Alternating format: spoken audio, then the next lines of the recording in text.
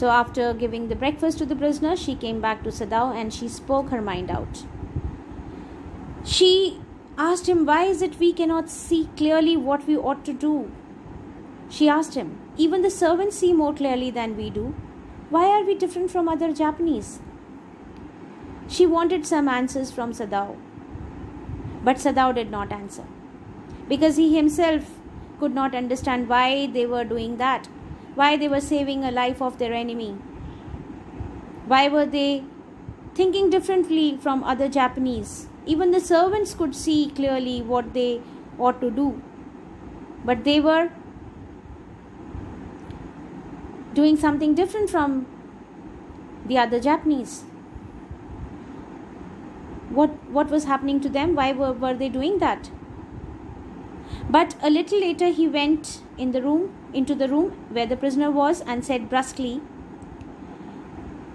means rapidly and little enthusiastically, he told him, today you may get up on your feet. Today you should get up on your feet, stand on your feet. I want you to stay up only 5 minutes at a time. Tomorrow you may try twice as long. So he gave him instructions that he should now start getting up on his feet. It would be well that you get back your strength as quickly as possible. He told him straight away that it would be good for him if he could get back his strength as quickly as possible. He saw the flicker of terror on the young face that was still very pale.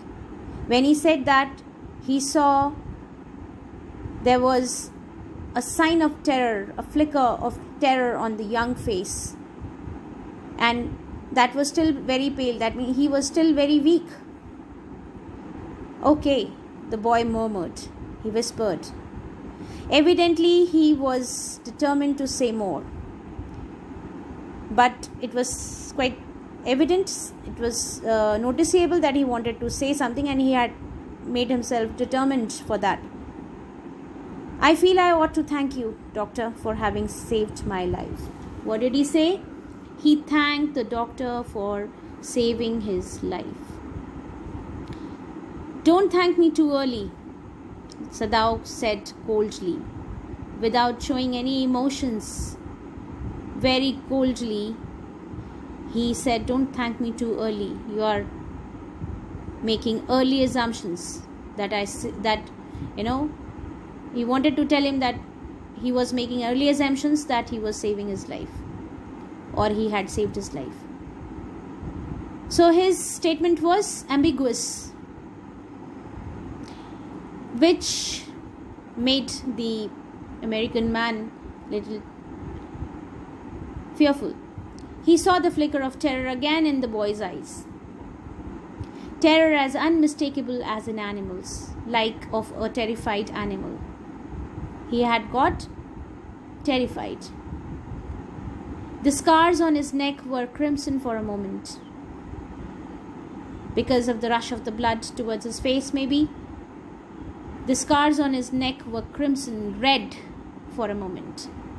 Those scars, what were they? Sadao did not ask. There were marks on his neck. Sadao did not ask what were they. Must be the torture, they were the signs of torture he had suffered while being in the prison.